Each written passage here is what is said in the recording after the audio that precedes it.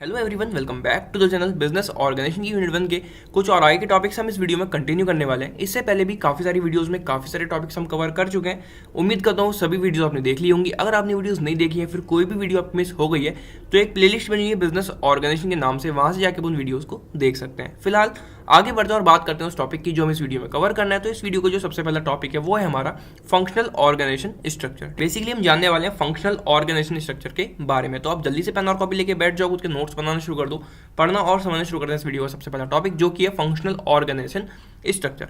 तो यहाँ पर आपको काफ़ी सारी चीज़ें लिखी हुई दिख रही होंगी। वो मैंने इसलिए लिखी है जिससे कि आपको आपके एग्जाम में लिखने के लिए कुछ वर्ड्स मिल जाए। ठीक है, आपको पता हो कि आपको क्या लिखना है। जितनी भी चीज़ें लिखी हैं बहुत ईजी है, कुछ भी ऐसी बहुत बड़ी चीज़ इसमें नहीं है। मैं आपको ये सब चीज़ समझाऊंगा, अच्छे से एक्सप्लेन करूंगा, जिससे कि आप अपने एग्जाम में इनको ईजिली लिख सको और जो भी मार्क्स, जितने मार्क्स में आपसे क्वेश्चन पूछा जाए वो आप पूरे अचीव कर सको। ठीक है, कितने मार्क्स में पूछा जाएगा, किस तरीके से पूछा जाएगा, वो मैं आपको आगे बता दूंगा। राइट, तो फिलहाल हम समझते हैं कि फंक्शनल ऑर्गेनाइजेशन स्ट्रक्चर होता क्या है। तो फंक्शनल ऑर्गेनाइजेशन एक टाइप है ऑर्गेनाइजेशनल स्ट्रक्चर का। ठीक है, अब ये ऑर्गेनाइजेशनल स्ट्रक्चर क्या होता है, तो एक जो पूरी बिजनेस ऑर्गेनाइजेशन है उसके कुछ स्ट्रक्चर्स होते हैं, किस तरीके से वो पूरा काम करती है, उसी का एक टाइप है हमारा फंक्शनल ऑर्गेनाइजेशन। तो बेसिकली ये एक पूरे बिजनेस का स्ट्रक्चर है जो कि फंक्शनल ऑर्गेनाइजेशन है।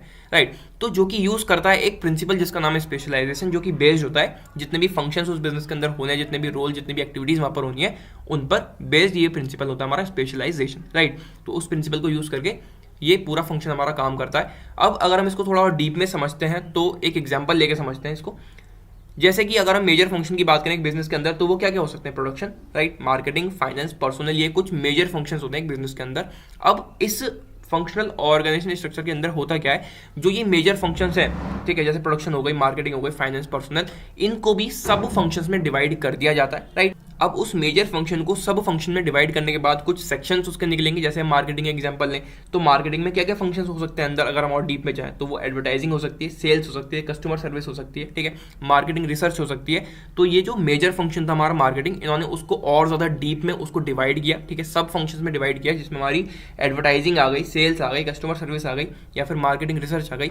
अब ये जो चार अलग अलग सेक्शन बने, हर एक सेक्शन पर एक हेड होगा, राइट, या फिर कह सकते हैं कि स्पेशलिस्ट होगा, जो कि अपने जो भी सबऑर्डिनेट्स होंगे उनको गाइड कर रहा होगा, या फिर उनसे जो भी कमांड उनको देनी होगी वो देगा, जो ऑर्डर उनको देना होगा वो देगा। ठीक है, तो एक सुपरवाइजर वहां पर वो बैठा देते हैं उस फंक्शन को डिवाइड करके सब फंक्शंस में, और सब फंक्शन भी जब डिवाइड होते हैं उसके अलग अलग सेक्शंस बनते हैं। उस सेक्शन पे, हर एक सेक्शन पे एक हेड होता है या फिर एक स्पेशलिस्ट होता है, जो कि इंचार्ज होता है जितने भी सबऑर्डिनेट्स उसके नीचे काम कर रहे होते हैं उनका। ठीक है, तो यही होता है हमारा फंक्शनल ऑर्गेनाइजेशन स्ट्रक्चर। अब इसको थोड़ा पढ़ते हैं और समझते हुए चलते हैं। Under functional organisation various specialist are selected for various functions performed in an organisation. तो फंक्शनल ऑर्गेनाइजेशन में क्या होता है कि वेरियस स्पेशलिस्ट, यानी कि अलग अलग तरह के जो स्पेशलिस्ट होते हैं, अलग अलग काम के लिए जो तैयार होते हैं, उनको सिलेक्ट किया जाता है दूसरे जो भी फंक्शंस हैं उनके लिए उस ऑर्गेनाइजेशन के अंदर। These specialists will attend to the work which are common to different functions of various department। तो वही जैसे कि मैंने आपको बताया कि जो मेजर फंक्शन था वो सब फंक्शन में डिवाइड हुआ, सब फंक्शन में जितने भी सेक्शंस बने उन पर वो हेड आएगा या फिर वो स्पेशलिस्ट आएगा।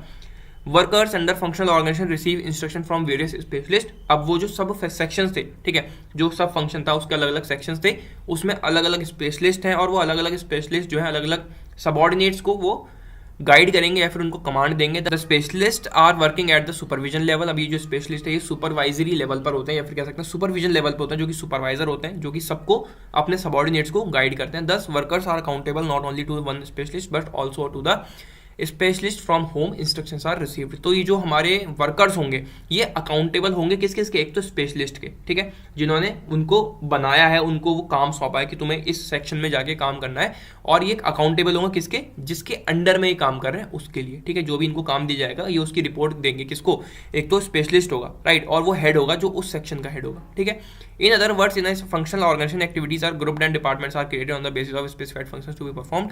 अगर हम बिल्कुल आसान शब्दों में समझें तो फंक्शनल ऑर्गेनाइजेशन में जो एक्टिविटीज होती है उनको ग्रुप किया जाता है, उनके डिपार्टमेंट्स बनाए जाते हैं on the basis of specified functions to be perform. जो भी फंक्शंस उस बिजनेस के अंदर होने हैं उनको देखते हुए, दैट इज टू से the total work of the enterprise is divided into certain specific functions and a specialist is made in charge of each function. तो जितने भी फंक्शंस वहां पर होने हैं उस फंक्शन को वो सब फंक्शन में डिवाइड करेंगे, उसके सेक्शंस बनाएंगे, डिपार्टमेंट्स बनाएंगे, हर एक डिपार्टमेंट में एक हेड वो बैठाएंगे, ठीक है, एक इंचार्ज बैठाएंगे, जिसके अंडर में कई सारे वर्कर्स काम कर रहे होंगे, और वो वर्कर्स उसको अल्टीमेटली रिपोर्ट देंगे काम होने के बाद। ठीक है, तो ये था हमारा फंक्शनल ऑर्गेनाइजेशन स्ट्रक्चर, और ये जब क्रेडिट जाता है इस फंक्शनल ऑर्गेनाइजेशन को इंट्रोड्यूस करने का वो जाता है FW टेलर को। ठीक है, आप एग्जाम में लिख सकते हैं, तो काफ़ी अच्छा है कि ये लाइन आप दे सकते हैं वहाँ पर, राइट। तो ये होता है हमारा फंक्शनल ऑर्गेनाइजेशन स्ट्रक्चर। उम्मीद करता हूँ आपको ये समझ में आ गया होगा। वैसे कोई बहुत भारी चीज़ नहीं थी, बस एक फंक्शन है, उसको उन्होंने सब फंक्शन में डिवाइड किया, हर एक उसके डिपार्टमेंट बनाया गया, उस डिपार्टमेंट में एक हेड इंचार्ज बैठा दिया गया और वो उनको जो भी सबऑर्डिनेट उसके अंडर में काम करेंगे उनको गाइड करेगा, उनसे वो काम करवाएगा और उनसे रिपोर्ट लेगा। बस ये हमारा फंक्शनल ऑर्गेनाइजेशन स्ट्रक्चर होता है। ठीक है, अगर मैं बात करूं कितने मार्क्स में क्वेश्चन आपसे पूछा जा सकता है, तो 5 मार्क्स तक ये क्वेश्चन आपसे पूछा जा सकता है। 2, 3, 4, 5 मार्क्स में ये क्वेश्चन बहुत इजीली पूछ सकते हैं आपसे, राइट। कि फंक्शनल ऑर्गेनाइजेशन स्ट्रक्चर से आप क्या समझते हैं, आप उसको एक्सप्लेन करें, डिफाइन करें, किसी भी तरीके से पूछ सकते हैं। अगर जो मार्क्स हैं अगर वो बढ़े, 7 मार्क्स में पूछा गया, 8 मार्क्स में पूछा गया, तो उसके साथ साथ ही आपसे पूछ सकते हैं कि उसके क्या क्या फीचर्स होते हैं, ठीक है, या फिर उसके मेरिट्स डीमेरिट्स भी आपसे पूछ सकते हैं। मेरिट्स डीमेरिट्स हम अगली वीडियो में कवर करेंगे, राइट। फिलहाल हम यहाँ पर जानते हैं क्या क्या फीचर्स होते हैं फंक्शनल ऑर्गेनाइजेशन के, ठीक है। नंबर 1 फीचर हमारा स्पेशलाइजेशन बाय फंक्शंस। जैसे कि हमने पहली लाइन में जाना कि जो ये हमारा फंक्शनल ऑर्गेनाइजेशन है, ये एक तरह का प्रिंसिपल यूज करता है जिसका नाम है स्पेशलाइजेशन, ठीक है। तो वही यहाँ पर इसका फीचर बन गया। Specialisation experts are appointed for special type of function. अब ये स्पेशलाइजेशन एक्सपर्ट होता है, ठीक है, जो एक्सपर्ट होता है वाकई में, एक हेड उसको बनाया जाता है, इंचार्ज बनाया जाता है, जो भी वहाँ पर फंक्शंस हैं उनका। It arranges for functional specialisation, the departments are formed on the basis of division of work, ठीक है। तो जितने भी अरेंजमेंट होते हैं वहाँ पर उस फंक्शन के अंदर जितने भी उसको करने होते हैं वो करता है, उस काम को बेहतर से बेहतर तरीके से करने के लिए वो सारे अरेंजमेंट करता है। और जो डिपार्टमेंट्स बनाए जाते हैं वो बनाए जाते हैं किस पर, डिवीजन ऑफ वर्क, एक प्रिंसिपल है उसको ध्यान में रखते हुए, ठीक है। जो वर्क है उसको पूरा डिवाइड किया गया है। जो फंक्शन हमारा मैंने आपको बताया एग्जाम्पल में प्रोडक्शन, मार्केटिंग, फाइनेंस, पर्सनल, ठीक है। तो जितने भी फंक्शंस थे उनको डिवाइड किया गया, उस वर्क को डिवाइड किया गया अलग अलग डिपार्टमेंट्स में, और डिपार्टमेंट का एक हेड दिया गया, ठीक है। हर एक डिपार्टमेंट को एक हेड मिल गया और उस हेड के जो अंडर में सबऑर्डिनेट्स काम करेंगे वो उसको रिपोर्ट भी करेंगे, ठीक है। तो सबसे पहला फीचर हमारा हो गया specialisation by function. Number 2 feature हमारा एम्फेसिस ऑन सब गोल्स, ठीक है। सब गोल्स यानी कि जो हमारा मेजर फंक्शन था उसके सब फंक्शंस बनाए गए, उसी को हम बोलेंगे सब गोल्स। एक हो गया हमारा गोल, उस गोल को जो हम थोड़ा और ब्रेक डाउन करेंगे तो सब गोल्स बन जाएंगे, उनको वो ज़्यादा उन पर फोकस करते हैं। The goals of the organisation are divided into different sub goals, ठीक है। जैसे कि मैंने आपको बताया कि वो सब फंक्शंस में डिवाइड होते हैं, जो भी हमारा मेजर फंक्शन होता है। The functional workers are to be perform the work to fulfil the sub goals, ठीक है। जो फंक्शनल वर्कर्स है जिनको बिठाया गया उस डिपार्टमेंट के अंदर कि तुम्हें ये सारी एक्टिविटीज़ करनी है, सारे अपने काम करने हैं, तो वही वो सारा काम करते हैं, उन्हीं सारे सब गोल्स को वो कंप्लीट या फिर कह सकते हैं फुलफिल करते हैं, राइट। नंबर 3 फीचर हमारा पिरामिड टाइप ग्रोथ। अभी पिरामिड टाइप ग्रोथ क्या होती है, मान लो एक ये हमारा पिरामिड है, राइट, कुछ ट्राइंगुलर शेप का ये पिरामिड होता है। अभी इसको पिरामिड टाइप ग्रोथ क्यों कह रहे हैं, क्योंकि ऊपर की तरफ अगर हम देखें यहाँ पर बिल्कुल इसके टॉप पर, तो यहाँ पर हमें बहुत कम वर्कर्स की जरूरत है, ठीक है। ऊपर कौन होगा, हमारा एक हेड होगा जो कि स्पेशलाइजेशन एक्सपर्ट होगा, वो यहाँ पर बैठा होगा ऊपर सबसे। इसके अंडर में अगर हम नीचे की तरफ जाएं तो यहाँ पर हमारे ज़्यादा वर्कर्स होंगे। अगर हम ऊपर से कंपेयर करें तो जितना हम नीचे जाएंगे उतने ही ज़्यादा वर्कर्स हमें यहाँ देखने को मिलेंगे, जो किसके अंडर में काम कर रहे होंगे, जो ऊपर स्पेशलिस्ट बैठा है उसके अंडर में, ठीक है। तो यहाँ पर कुछ पिरामिड टाइप ग्रोथ होती है, इसलिए ये ऐसा कह रहे हैं। क्यों कह रहे हैं, थोड़ा और इसको पढ़ लेते हैं। Pyramid type growth is found in such organization structure, less number of workers are required in the upper level than that of the lower level। तो लोअर लेवल की अगर हम बात करें तो वहां पर जो वर्कर्स आपको देखने को मिलेंगे वो बहुत ज्यादा होंगे, ठीक है। पिरामिड आपको बता रहा है कि नीचे जो है वर्कर्स बहुत ज्यादा होंगे और ऊपर की तरफ सिर्फ एक इंचार्ज होगा, उससे नीचे अगर हम आएंगे थोड़ा तो और कुछ वर्कर्स होंगे, उनसे नीचे और ज्यादा हो जाएंगे और ज्यादा हो जाएंगे। तो इस तरीके से वो पूरा पिरामिड ग्रोथ रहती है फंक्शनल ऑर्गेनाइजेशन के अंदर, राइट। नंबर 4 फीचर हमारा नैरो स्पैन ऑफ मैनेजमेंट। अब यहाँ पर जो स्पैन ऑफ मैनेजमेंट होता है वो काफी ज्यादा नैरो होता है। इसका क्या मतलब हुआ, अगर कम सबऑर्डिनेट्स एक पर्टिकुलर मैनेजर को जाकर रिपोर्ट दे रहे हैं तो वो जो हमारा स्पैन ऑफ मैनेजमेंट कहलाएगा वो नैरो कहलाएगा। अब थोड़ा इसको समझते हैं, थोड़ा ध्यान से आप इसको सुनना, ठीक है। एक थोड़ा सा मैं आपको समझाने की कोशिश करता हूँ। हमने अभी क्या किया, एक मेजर फंक्शन हमने लिया मार्केटिंग, ठीक है, जिसको हमने 4 पार्ट में डिवाइड किया, ठीक है। ये एक मार्केटिंग का फंक्शन था जिसमें हमने एक एडवर्टाइजिंग ली, ठीक है। एक हमने सेल्स का वो लिया, उसको जो हमने सब फंक्शन में डिवाइड किया। उसके बाद हमने एक कस्टमर सर्विस ली, मार्केटिंग रिसर्च ली, वो सब हमने लिया, ठीक है। तो यहाँ पे हमारा था मार्केटिंग, राइट। उसके 4 सब फंक्शन थे। अब हर एक फंक्शन पर हमने एक हेड बिठा दिया, ठीक है। यहाँ पर भी एक हेड है, यहाँ पर भी एक हेड है, यहाँ पर भी एक हेड है और यहाँ पर भी एक हेड है, ठीक है। कोई मार्केटिंग देख रहा है, ठीक है, कोई एडवर्टाइजिंग देख रहा है, मतलब मार्केटिंग के अंदर ही कोई एडवर्टाइजिंग देख रहा है, कोई सेल्स देख रहा है, कोई कस्टमर सर्विस देख रहा है, कोई मार्केटिंग रिसर्च देख रहा है, राइट।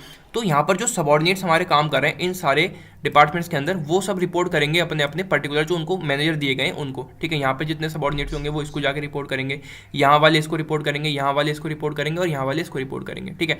तो क्योंकि वो हमने डिपार्टमेंट बना दी इसलिए ऐसा हुआ। अब अगर हम देखें हमने डिपार्टमेंट नहीं बनाए, राइट, हमने डिपार्टमेंट नहीं बनाया, हम सिर्फ कह रहे हैं कि एक मेजर फंक्शन है मार्केटिंग। अब मार्केटिंग के अंदर ये सारी चीज़ें आनी है, राइट। तो अब हमने सिर्फ यहाँ पर एक हेड बिठा दिया और यहाँ पर वो सारे जितने भी सबऑर्डिनेट्स हैं वो इसको एक हेड को जाके हमें रिपोर्ट देंगे, ठीक है। तो वो जो हमारे स्पैन ऑफ मैनेजमेंट हो जाएगा वो बहुत ज़्यादा वाइड हो जाएगा, ठीक है। बहुत ज़्यादा चीज़ें वहाँ पर खराब होंगी। सिर्फ एक हेड है और इन सारे फंक्शंस के सबऑर्डिनेट्स, क्योंकि हमने डिपार्टमेंट्स नहीं बनाए, हमने अलग अलग हेड उनको इंचार्ज नहीं दिया, तो सारे सबऑर्डिनेट्स, हर एक सब फंक्शन के सबऑर्डिनेट सिर्फ एक हेड को जाके रिपोर्ट अगर देने लग गए तो वो स्पैन ऑफ मैनेजमेंट हमारा बहुत ज़्यादा वाइड हो जाएगा और वहाँ पर बहुत ज़्यादा प्रॉब्लम्स वहाँ पर फेस करनी पड़ सकती हैं, ठीक है। तो इन्होंने क्या किया, डिपार्टमेंट जब बना दिए तो हर एक हेड हर एक सब फंक्शन में इन्होंने दे दिया। हर एक डिपार्टमेंट जो उसके बने, हर एक डिपार्टमेंट में एक एक उन्होंने हेड दे दिया। तो जितने भी सबऑर्डिनेट्स उस पर्टिकुलर डिपार्टमेंट में काम कर रहे हैं वो एक पर्टिकुलर हेड को जाके रिपोर्ट करेंगे। इसी वजह से फंक्शनल ऑर्गेनाइजेशन में जो स्पैन ऑफ मैनेजमेंट है वो नैरो रहता है, राइट। नैरो का मतलब कि कम सबऑर्डिनेट्स एक पर्टिकुलर मैनेजर को जाके रिपोर्ट देंगे। तो जब डिपार्टमेंट बन गया तो यही तो हुआ कि कम सबऑर्डिनेट जा रहे हैं, लेकिन अगर हम डिपार्टमेंट नहीं बनाते तो ये सारे सबऑर्डिनेट सिर्फ एक हेड को जाके